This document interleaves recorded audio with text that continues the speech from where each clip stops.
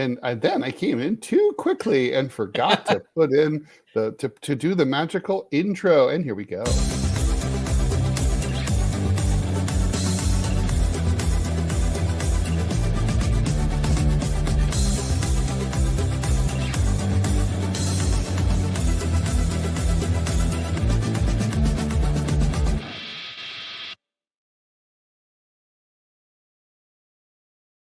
Good morning, America. It's Thursday, February 20th, 2025. I'm Ted Rall, and my guest co-host today is none other than producer Robby West. Manila Chan is, as far as we know, as fit as a fiddle, but she is attending the CPAC conference in Washington, D.C., the Conservative Political Action Committee, and she may or may not chime in. It's going to be, anybody's guess whether she's able to get a signal, and maybe she'll even be able to buttonhole some conservative or Republican guest to join us. So we'll see what happens there. But Robby and I are flying. We're assuming we're flying without Manila, and if Manila comes in, that's great. And she should be back tomorrow.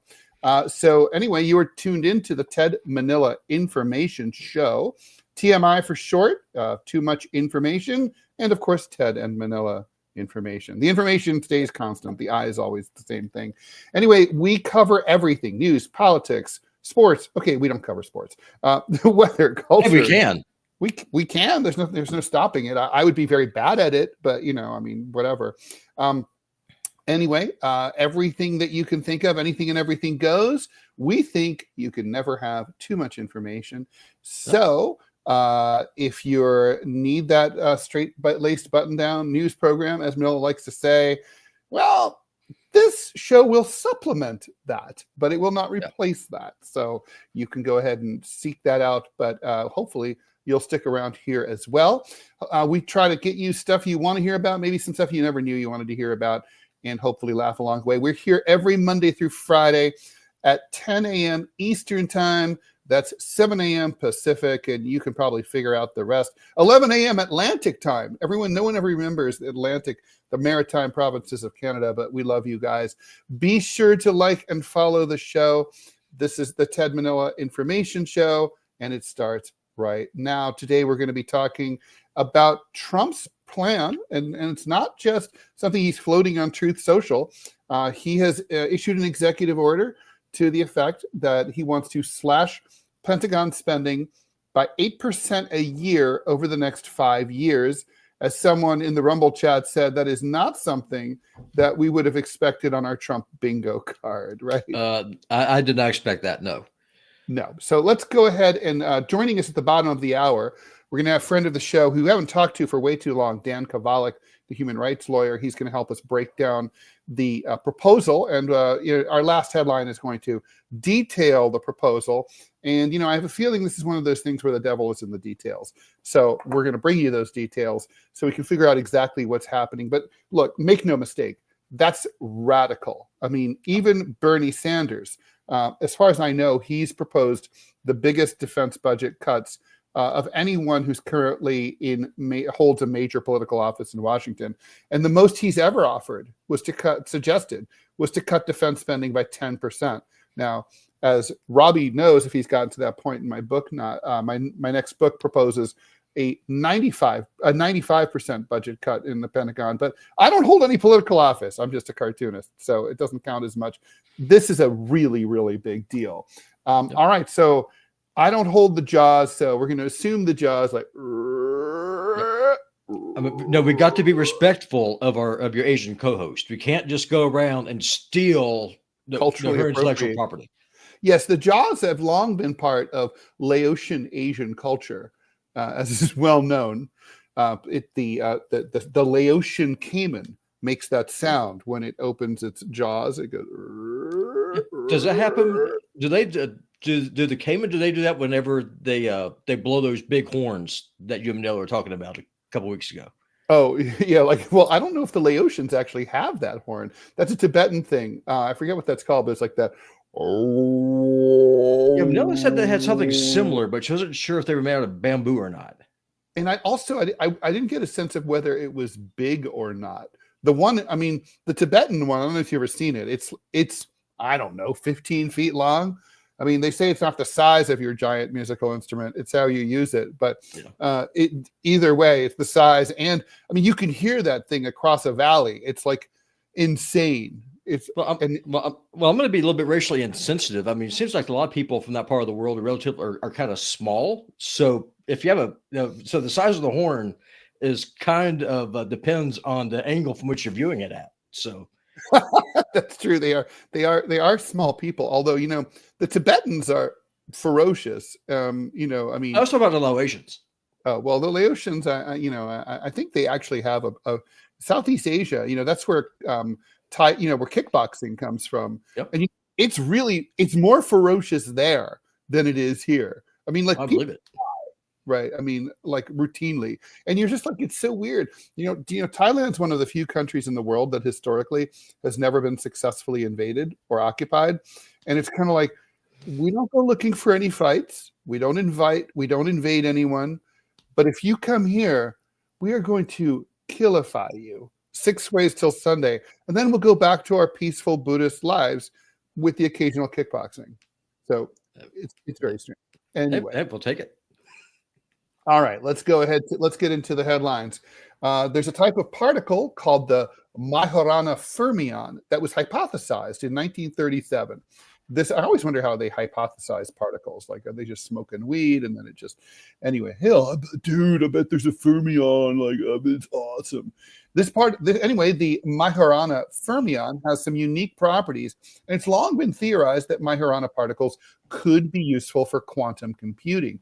Well, in a surprise announcement yesterday, Microsoft unveiled a quantum computing chip, Majorana 1, that successfully harnesses a small number of exotic Majorana particles to encode quantum information. Microsoft started going down this road nearly 20 years ago, and now it looks like there's a significant quantum computing breakthrough. The Majorana 1 chip contains 8 qubits, or quantum bits, far fewer than top-tier quantum computers currently in operation. However, Microsoft sees a path to scale up the number to 1 million qubits. At that scale, quantum computing would likely become useful for solving real-world problems. One of the major roadblocks preventing quantum computers from scaling is error correction. Qubits are fragile and can be compromised by various environmental factors. This introduces errors, which can derail a computation before it gets completed. A future quantum computer capable of useful calculations will need a way to correct these errors. A benefit of the Majorana particles that Microsoft has harnessed is that they tend to be more stable and less susceptible to errors than other approaches to quantum computing, but there still have been mistakes, and that's going to need to be overcome in order to scale up the chip to that desirable 1 million qubits.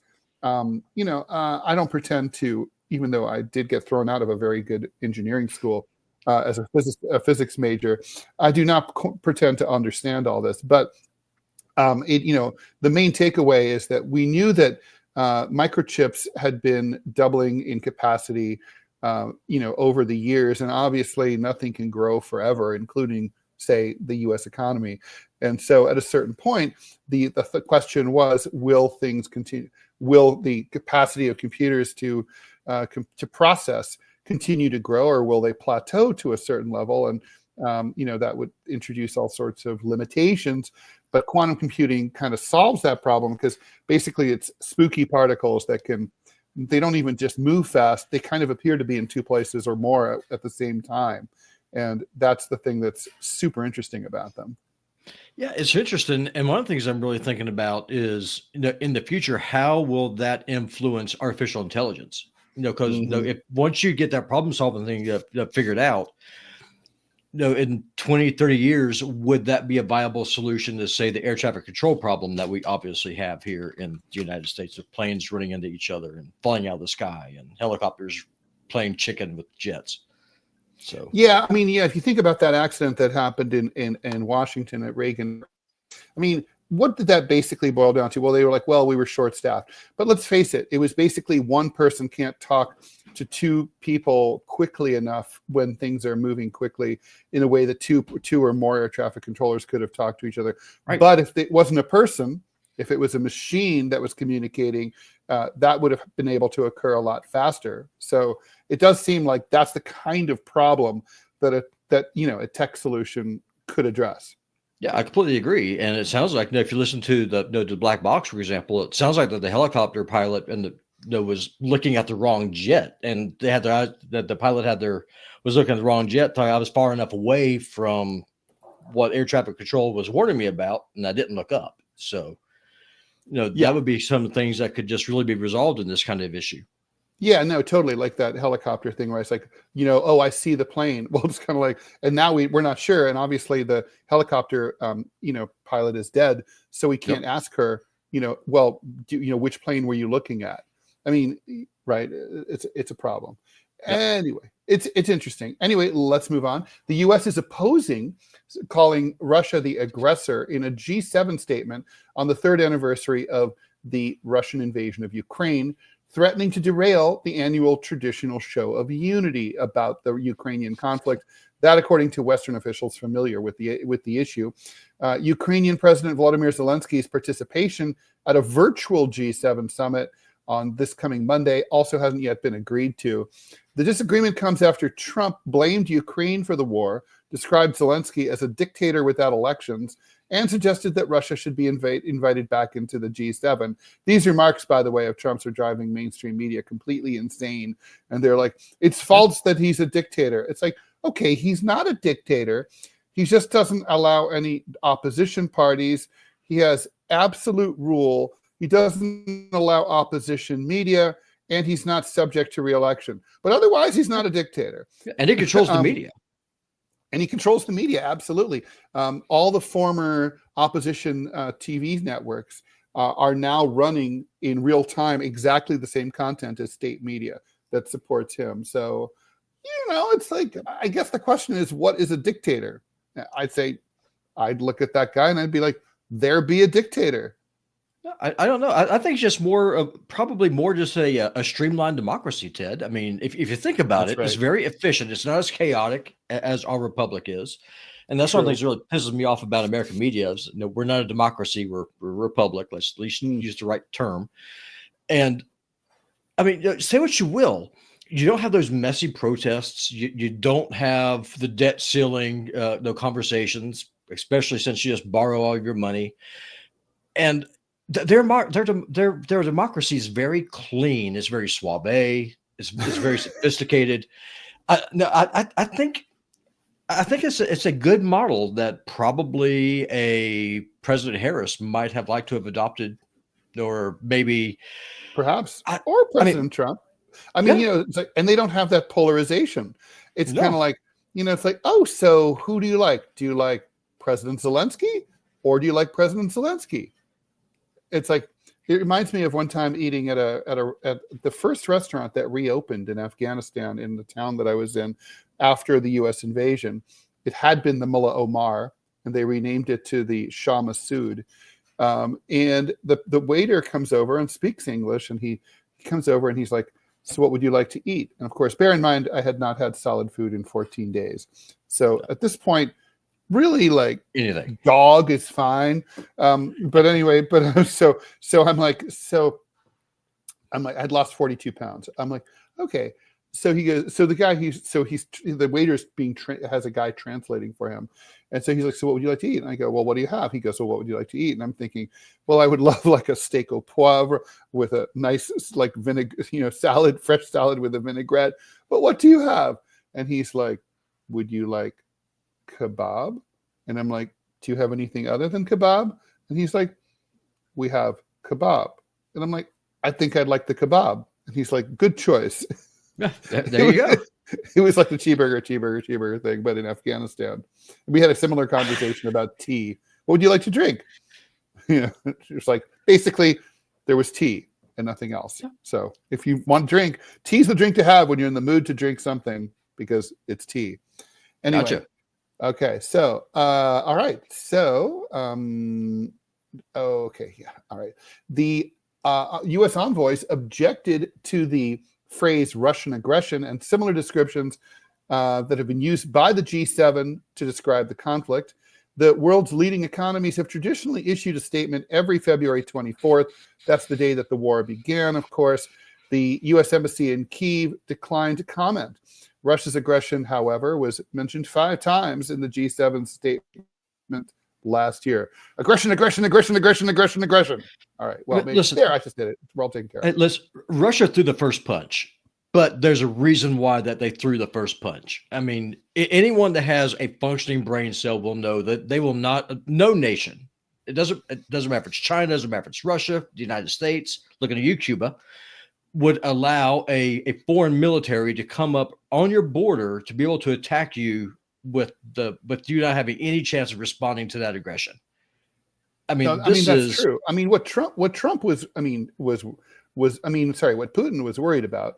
Obviously, it's like if under Article 5, right, an attack on one country is an attack on all, and like so you get a border conflict between Ukraine and Russia, which they've had border conflicts. I mean, they had border conflict over Crimea that predated 2014, right?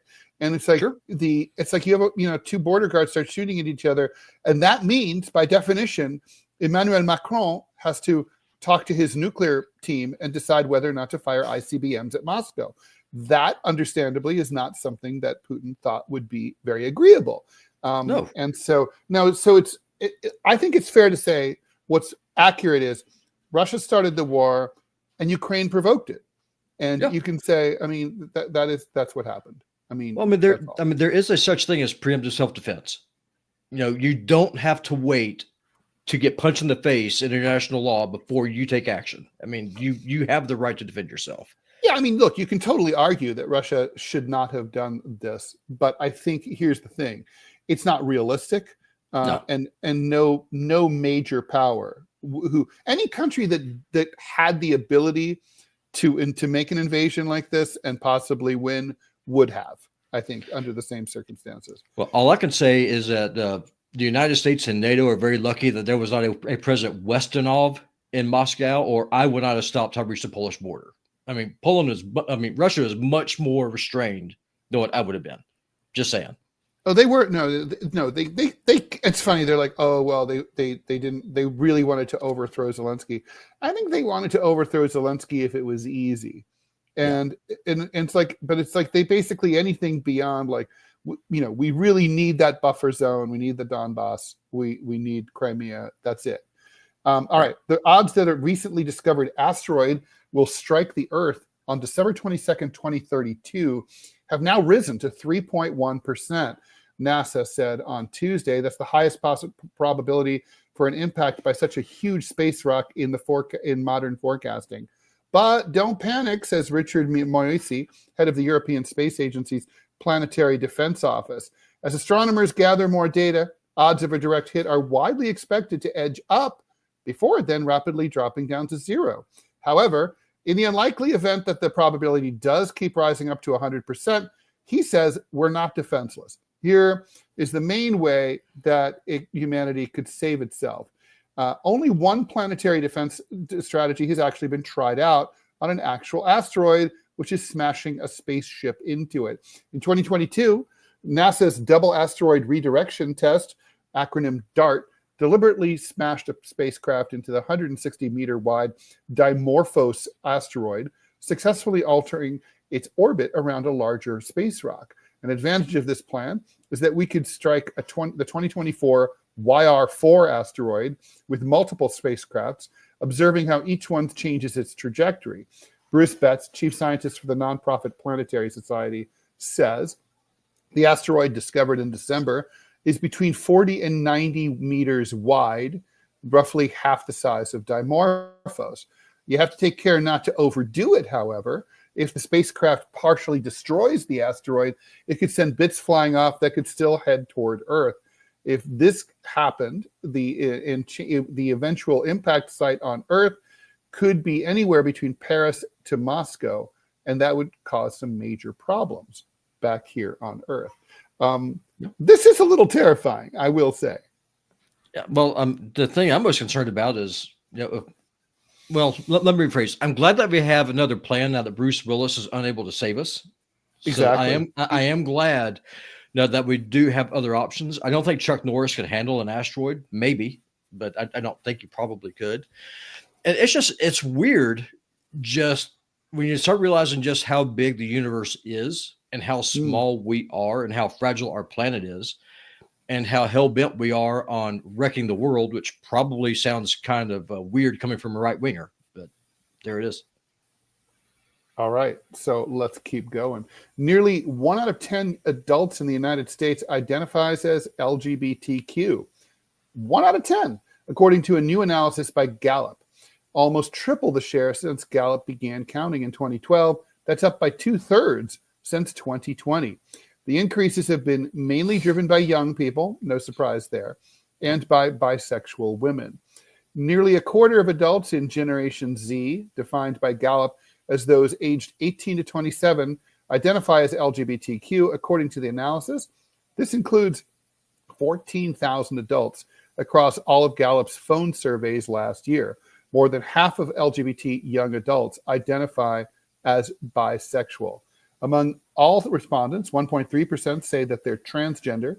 That's up 0.6% in 2020.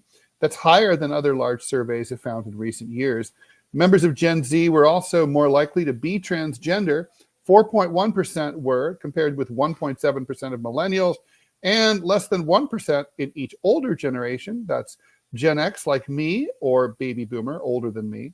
Various groups have tried to count this population, and Gallup's survey is considered one of the most complete. Respondents were asked if they considered themselves straight or heterosexual, lesbian, gay, bisexual, or transgender, and could choose more than one identity or volunteer another. About 86% of respondents said that they were straight, according to Gallup. So, why do you think that is? I mean, do you have a theory? Yeah, I think this is one of those things where there's multiple explanations, right? I don't think there's one. First of all, there's people who would previously have been closeted, who feel more comfortable because of the change in the culture in self-identifying. You know, it's kind of like they were, you know, let's say whatever, they were bi, but they didn't want anyone to know, and they might have been reluctant to tell a pollster in the past, and now they're like, okay, it's okay to tell. That's some people. Also, there is obviously a cultural influence.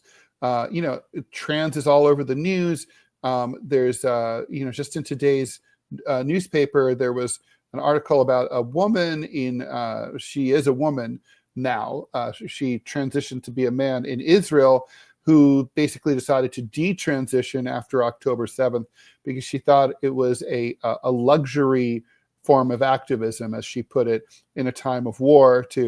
And also, I think a lot of people who you know would normally be straight, you know, sort of started thinking, oh, maybe I'm trans, really. So she said, for example, that now she's a lesbian, or she was a lesbian, but then she thought, maybe I'm really a boy who is a straight boy because I'm attracted to women. So I think there's that. Also, I mean, look, it's younger people, right? So what does that tell you? I mean, I don't think sexual orientation inherently changes that radically between, say, baby boomers and Gen Z. American human beings are still American human beings. We haven't changed genetically in a matter of, say, 40 years, right? So obviously culture has a lot to do with it.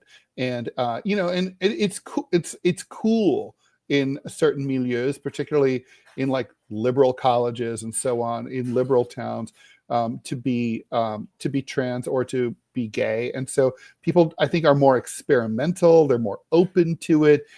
People who might not have ever tried it are more willing to try it. I mean, I had a roommate who, he just had girl problems, right?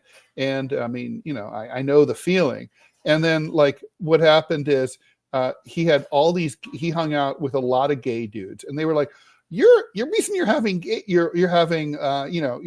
girl problems is because you shouldn't be with girls. You should be rolling gay style. So they're like, you should come down to Miami Beach with us, and you'll see, like, really explore. You'll see that you're really gay. So I argued against this. I was like, that's ridiculous. You're straight. It's so stupid. And but anyway, he was an adult, you know, he was 28 years old. He goes down to Miami Beach, comes back a week later, and I'm like, you know, I'm a guy, so I don't like lay it on thick, you know, like, tell me what happened. But I'm like, I'm like, so how'd it go? And he's like, I'm not gay, and I don't want to talk about it beyond that. I'm like, okay, it's cool. Yeah. We don't have to ever talk about it again. But obviously, he must have tried something, I'm assuming. And it's like sort of like that's peer pressure, right? I mean, Sure. it sound I think there's a lot. So I think it's part of it is a more relaxed environment coupled with, I think, and there's probably other stuff going on as well. And who knows? I mean, there might even be environmental reasons. Who knows? What do you think? I got to be careful because I do have opinions on this, and we are on YouTube, so I have to be mindful of that. Mm-hmm. What I think personally, I think a big part of it is a recruitment drive that is aimed at young people. 100%. It's all over the media. It's every movie that you go to now. Has the gay person. Everyone has the gay friend. You have a lot of the sitcoms and stuff, and it's all, look at the target audience. I mean, it's that way from Disney all the way on up now, and that's in my heart of hearts. That's what it is, and this problem is not just it's just not in the liberal colleges. Like here in little Podunk, Montana, of when we had open house. When my daughter started high school, there were big old signs holding here in Montana saying, "Don't assume, ask your pronouns." And went to this one classroom with the rainbow flag and said, "You got to read this book." And I told the teacher, I said, "My daughter will not read this book. This will not happen." And so to me, that's what it seems like. It is a recruitment drive. I mean, yeah. What's the term? Social contagion. Yeah. I mean, I think that's definitely. Look, I'm not going to say it's the whole thing, but it's definitely not. It's definitely a factor. Well, I mean, how else could you explain just the increase in the numbers? We have my daughter was talking about a kid that goes to their high school that now identifies as a cat and insists on having a litter pan. I mean, the one in Australia. No, here. Oh, there was an Australian girl also in like high school who she was I guess felatrans or transfeline, and she identified as a cat, and they gave her a litter box in the room. Yeah, and by the way, I'm like, does she drop trow and like scratch and go and make those mystery sounds? I mean, to me, that just blows my mind. And like I said, I got to be careful about what I'm saying because I got to be conscious of the YouTube community guidelines and stuff. But when Joe Biden, when he pushed through saying that gender dysphoria was a recognized disability, is it a disability or is it a lifestyle? I mean, is it something to be accepted or is it an illness that needs to be treated? It can't be both at the same time. And that's the part I don't understand. Yeah, I don't know. It's like, look, I as we talked about yesterday, I'm a big libertarian dude in that sense. I think people should be able to do whatever the hell they want to do. I agree. God bless them, and I don't really care. And like, they should be defended no matter what. So I don't know if I necessarily view it as a problem. I do think it's super interesting. I mean, when I used to work for a Japanese bank, and at that time, and I think this is still true. I mean, the number of people in Japan who identified as LGBTQ was like infinitesimal. And basically it was just like being gay is kind of like not really allowed in Japan. And it's sort of like, well, so how many people are repressed? Obviously there's a significant percentage of the population who are repressed. That's bad. And, then there's the whole, lesbian until graduation phenomenon in college. I don't know. It's just, everybody do you. I don't know if I can get behind transfeline. I mean, the way I see it, what you do in your house, I don't care. It's not my problem. But when you start marketing to kids, when you start going after the youth, who, by definition, the age of consent exists for a reason. Leave the kids alone. That's where I'll fight you. Let's move on. Defense Secretary Pete Hegseth has ordered senior military and Defense Department officials to draw up plans to slash 8% from the defense budget over each of the next 5 years, officials said on Wednesday. Ms. Hegseth said in a memo issued yesterday that a number of branches inside the military and the Pentagon should turn in budget-cutting proposals by Monday. The memo lists 17 exceptions to the cuts, including military operations at the southern border, however. One senior official says the cuts appear likely to be part of an effort to focus Pentagon money on programs that the Trump administration likes, as opposed to actually cutting the $850 billion annual budget. And that's not even counting almost that same exact amount that we also spend on interest on previous wars and all that. For example, the Pentagon is already spending more money on the Trump administration's efforts at the southern border, including on military flights that have taken migrants in the U.S. to countries as far away as India, not to mention Guantanamo. Hegseth has vowed to use thousands of active duty military troops to help stem migrants across the border, but illegal crossings had already started to slow down before Trump took office last month. In a statement issued yesterday, Robert Salisis, acting deputy defense secretary, said the president's change to the department is clear: achieve peace through strength. He added that the Pentagon was undertaking the budget cuts with the aim of bolstering other priorities. We are guided by Trump's priorities, including securing the borders, building the Iron Dome for America, and ending radical and wasteful government DEI programs and preferencing. Any cuts to the defense budget may face opposition in Congress, where lawmakers, of course, focus on budget cuts that might affect their districts. The Pentagon is also bracing for proposed cuts to its workforce and has been asked to hand over to the Trump administration lists of probationary employees who could be laid off.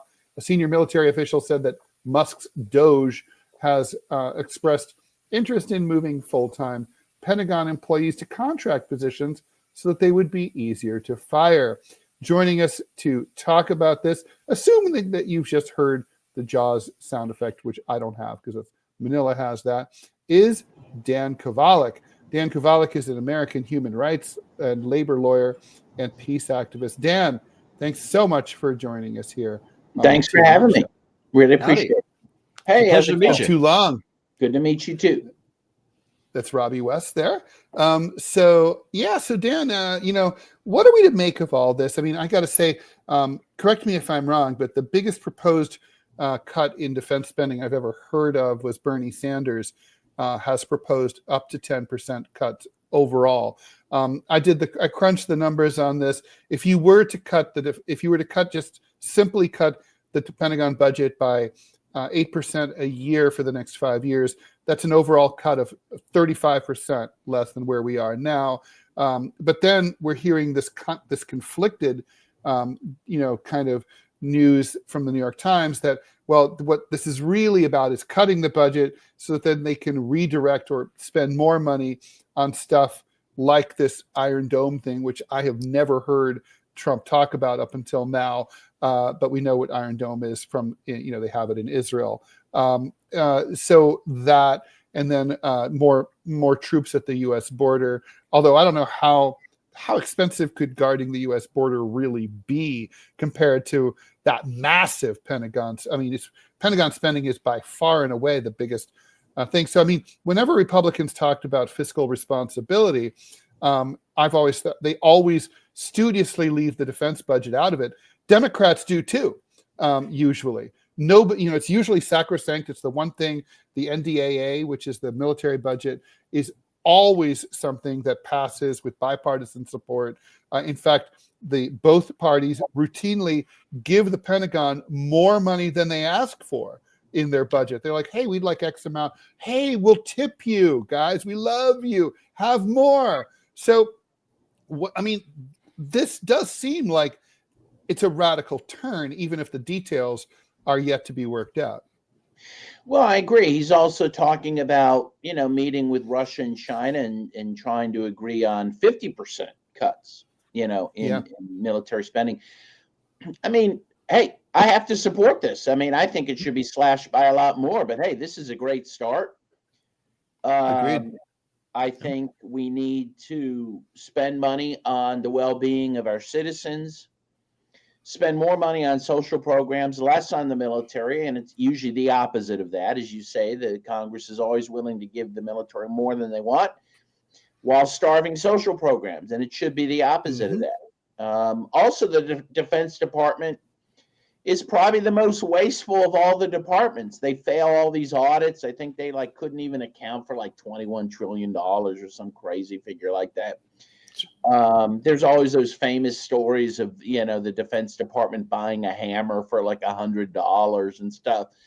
So the Defense Department is the place to start if you want to cut spending. That's where the money is. That's where the money is. And so I wholeheartedly support it. We'll see how Democrats respond. I do find that, the Democratic base that used to be, at least the base used to be somewhat dovish. Now they're wringing their hands because peace may be breaking out, right, between the U.S. and Russia. And it's just crazy. It's absolutely crazy. Well, Dan, one thing that go ahead. Oh, go ahead, Robby. No, go ahead, Robby. Sorry. No, I was just going to say, Dan, it's the first time I ever got a chance to meet you. And as the right winger here on the show, I've got to say, I fully support this. I do not see a downside. And I got to wonder, the Republicans are going to fight this. They just are. I got to wonder, though, where will the so-called progressive Democrats fall on this? Will the squad, will the more so-called, will he get Democratic support to actually help him do one of the things that they said they want to do? Will they actually have to put their cards on the table and actually say, yes, I am with you, let's do this? Or do you think they'll punt? Yeah, I certainly hope they will, but I also would not be surprised if they push back on it because it's Trump. It's they care if it's the messenger, who the messenger is that's doing it. When Biden commits genocide, it's fine, and when Trump, threatens genocide or ethnic cleansing, it's bad. It's the bipartisan system is that way, and it's terrible because people seem to have no principles, right? They only care if it's good for their party, or if their party's doing it, it's fine, and if the other party's not doing it. So in any case, we'll see. I share your skepticism. I do wonder whether they will go along with it, even though they say this is what they care about, but that they could oppose it just to gain political, If they oppose it, do you think that their voters would punish them in the midterms? Well, that's a great question. I think sadly, again, I think what you've seen in the U.S. is a shift where, the liberals used to be more opposed to military spending, and the conservatives were more supportive of it. Now that seems to have flipped. Yep. So I'm not sure the liberal base will care one way or another. Again, I'm seeing in my social media feed, my liberal friends seem more worried, again, that we may have peace with Russia than they are about other things. It's absolutely bizarre to me. As a right winger, that breaks my brain. I cannot understand that. I don't understand it. Well, they're calling it Trump derangement syndrome. And I think that is a real thing. I think it's basically anything Trump wants, they see as bad. And of course, I like the expression, a broken clock is right twice a day. Whether you like Trump or a military clock is broken military clock is right once a day. Yes, exactly. Yeah, good point. The fact that Trump is the messenger of this doesn't change my view that it's good, right? And so I think people have to stand by their principles and support Trump where he does something good and oppose him where he does something bad. That sounds so simple, but it doesn't seem simple for people. There is this. No, it's not simple at all. It's team politics. I'm loyal to a set of policies and ideologies. And if those policies and ideologies started to be represented by a party that I previously hadn't voted for, I would start voting for them. I don't think other people are like that. We're in the middle, to put it really simply, right? The Democratic and Republican parties kind of switched places on a lot of issues between 1924 and then 1932 when FDR was elected president. And it seems to me like on foreign policy, we are again, involved right now in the middle of a dramatic political realignment between the two major parties, where the Democratic Party is more bellicose and militaristic and interventionist, not just in proxy wars like the Russo-Ukrainian conflict, but all sorts of things. And I could actually see next year in the midterms Democrats running and saying, Trump is making us less safe, like running hawkish commercials about him cutting the defense budget and making us vulnerable to attack. The kind of ads that, like, say, a Reagan would have run, or a Bush the second would have run.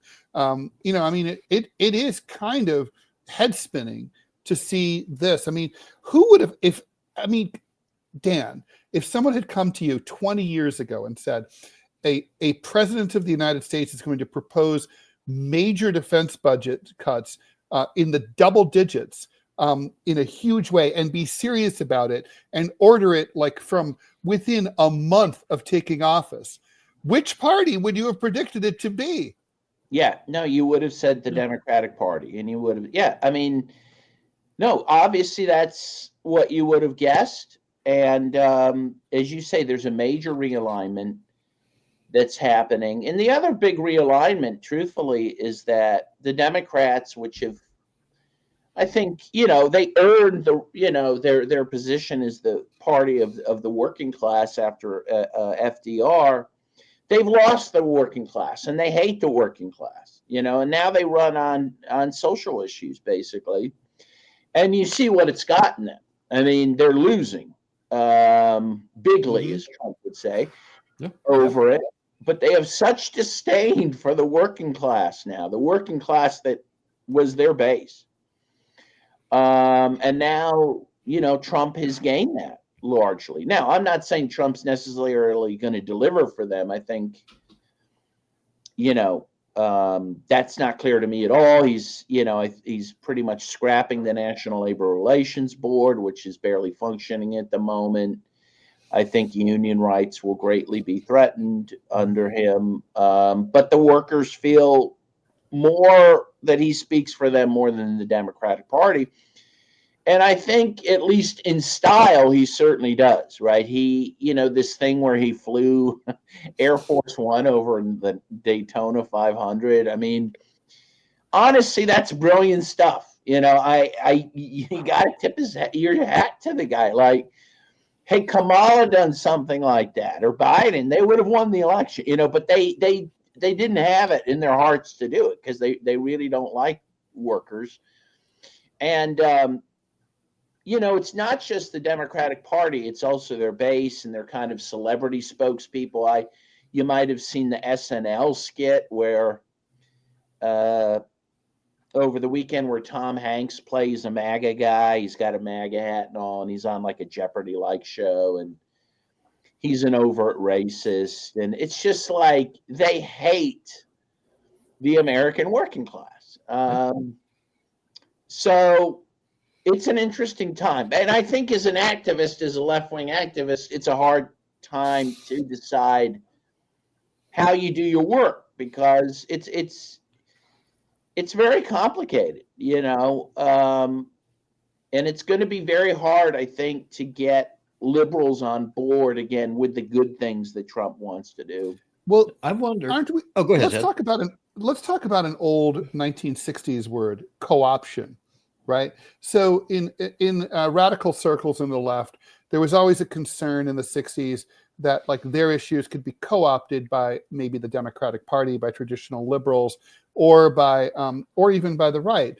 A great example of co-option would have been Bill Clinton co-opted a lot of Republican ideas like the crime bill, welfare reform, NAFTA, and these were it took a lot of it didn't get him new supporters, but it sucked a lot of the air out of the tires of the GOP in the 90s.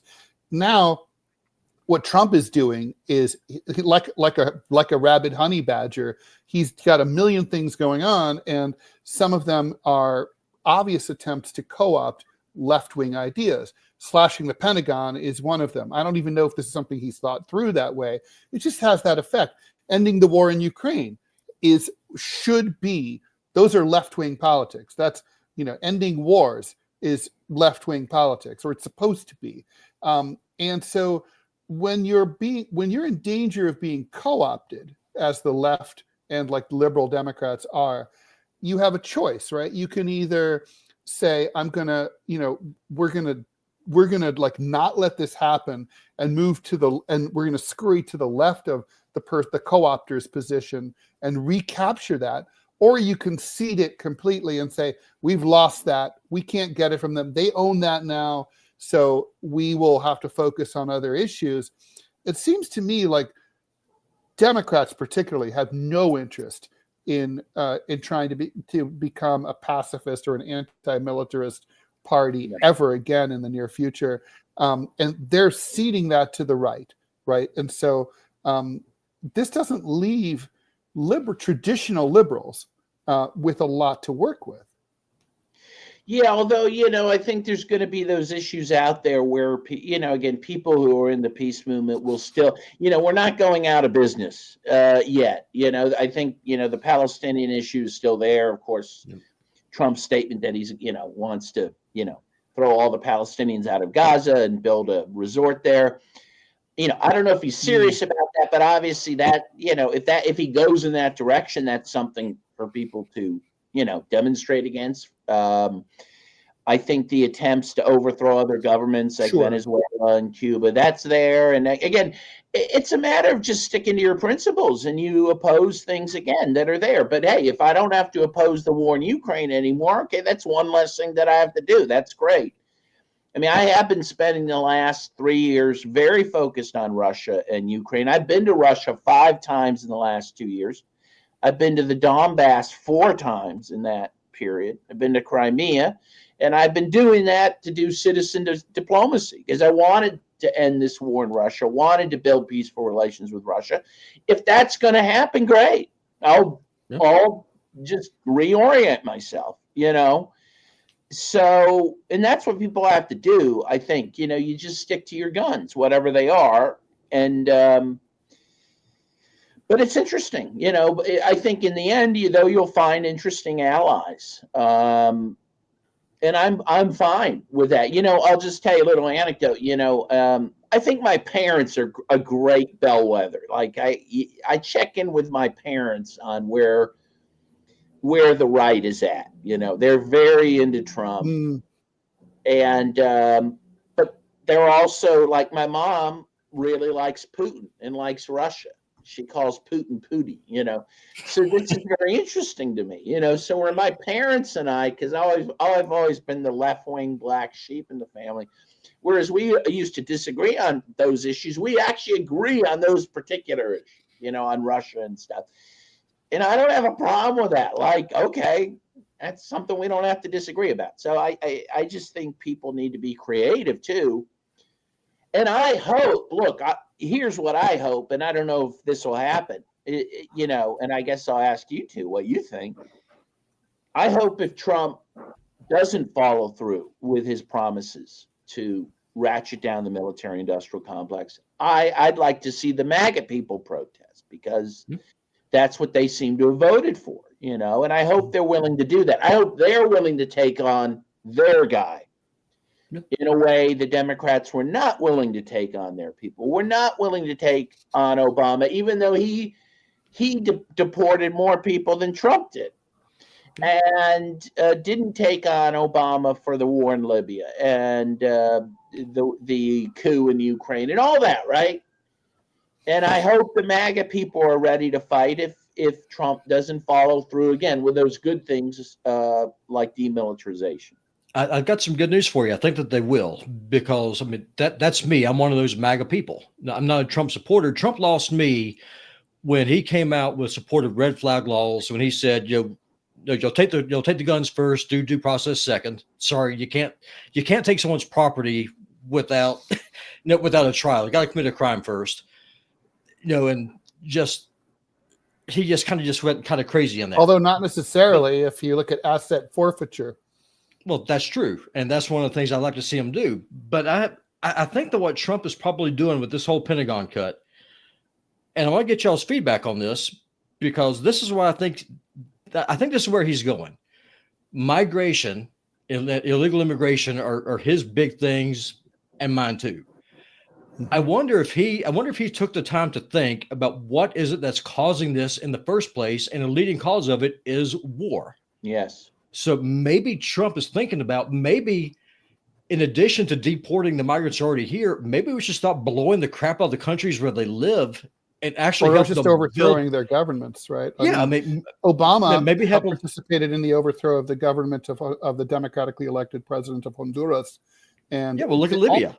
Broke loose there after that happened. Yeah, I completely agree. And so I wonder if that's where Trump is looking at this. Maybe he's not even trying to court the peace movement at all. Maybe he's looking at this as a way, if I'm going to stop migration, we got to let people actually have a chance to build up the places where they live and let them have agency where they live so they can develop their own countries. Maybe that's where this is coming from. What do y'all think? Well, I mean, look, first of all, I don't know if that's where he's coming from, but it is where he should be coming from. You and I agree that is the first place to start, is to allow these countries to live, to be sovereign, to go their own paths, whatever that might be.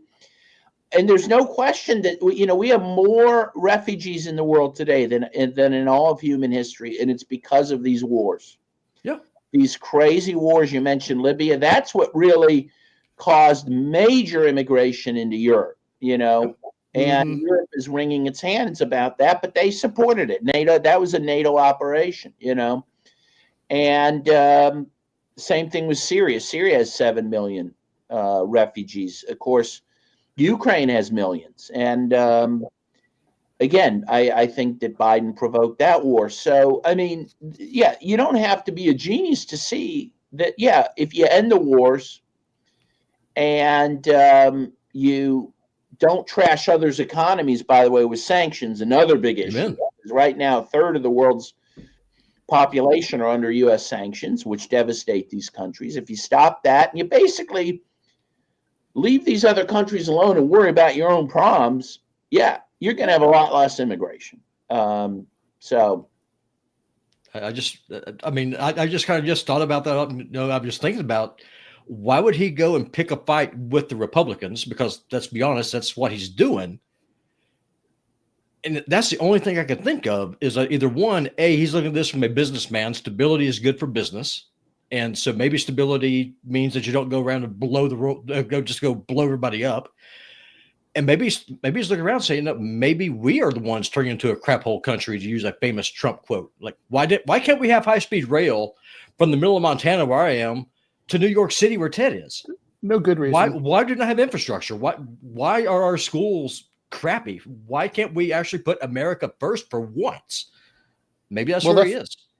I agree. I think that's probably where he is. I want to pip it a little bit to something that came up. That's what Jimmy Carter told Trump. They had a conversation about China. You probably know this. Jimmy Carter said, "Hey, China has speed trains, and it's because they haven't been at war since 1979." Yeah, and even then, just barely. Yeah, and he said, "Where are your speed trains?" Yeah, I mean, and by the way, China's trains they're not just high-speed rail, right? They have a train that goes to Tibet. It has to go up to 10,000 feet in elevation above sea level. It has to be pressurized like an airplane. That's incredible. And they have trains that now go faster than an airplane, speed-wise. Oh, it's incredible what they're doing. And, when I was a kid in China, they were all riding bicycles. Oh, yeah. I was there in 1997 the first time, not long ago. And everyone there were almost no cars in Beijing. Yeah. Everyone was on bicycles. It's got to be the greatest development in human history, and we begrudge them for that. But, hey, again, they're kicking our ass 6 ways till Sunday. Our ass, and I'd like to get me some of those speed trains, Well, so I'm glad you brought that up. I wanted to pivot over to China. The proposal that Trump made a week ago, Blinken, you miss it, but he said he wants to meet with President Xi and Putin in order to talk about these major military reductions. Cynical anti-Trumpists have been saying, well, that's ridiculous. Why would they agree to that? Why would we unilaterally disarm? I mean, my take is the U.S. we spend so much more than either of these two countries that they're just trying to catch up to us. It's an arms race that we're constantly leading and have been, going back to the Soviet period and the Cold War and all that. I think they would welcome this. I think they're going to be like all over it like white on rice. What do you think? Well, I totally agree. I mean, I think both countries, they realize that every dollar that goes out the window of the military is the dollar they can't spend on development and on their own people. And yes, I think they would love to take that pressure off themselves of having to, as you say, not even stay up with us, because that's nearly impossible, but even to come close to any sort of parity. Yes, they would welcome it. And again, the American people have to welcome it. We can't go on like this, and the economy is I think on the verge of collapse. I mean, you cannot be $30+ trillion in debt and think you can continue to just print your way out of it. And that's what we've been doing. We've just been printing money. We sure have. And thinking that we could do that forever, and we cannot. That's impossible. And let's talk about the economic implications, though. I want to be fair here. We do have they call it a military industrial complex for a reason.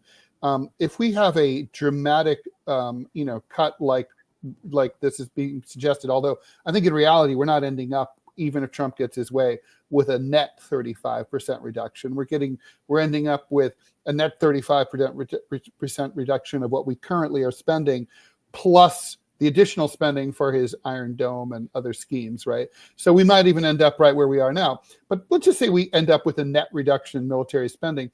Are we going to have some shockwaves, from defense contractors that are going to who are going to lose contracts, go out of business, unemployed defense workers, unemployed members of the military? Is that going to harm the U.S. economy as well? Look, that's a possibility, though there's an easy way to deal with that. First of all, you retool. I mean, again, people in the military, you can stay in the military, but you're going to go to the Army Corps of Engineers. And when there's a big fire in Los Angeles, you're going to go there and you're going to put out the fires and you're going to build stuff. And Raytheon, hey, we're happy to do business with you, but you ain't going to be making missiles. We'd like you to start making some speed trains.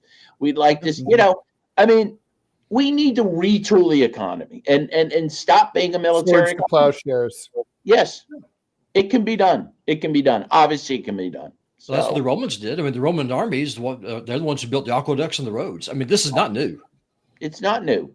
And China does it. Again, we could learn a lot from what China's doing. So we need a change in priorities. And that's very, that's critical. All right, Dan, thank you so much for joining us. It's always so great to see you. Let's hang out again soon. Dan Kovalik is an American human rights, labor rights lawyer, and a peace activist. It's a pleasure meeting you. Really nice to meet you. All right. Let's talk to you soon. Thank you so much. Take care now. Bye-bye. So yeah, he's so good. I like him. Yeah, he's. I've never talked to him before. Never seen him. So this is the first time for me. Well, there he is. So I'm sure it won't be the last. So so anyway, let's wrap it up here. Everybody, thank you so much for joining us. It's always fun.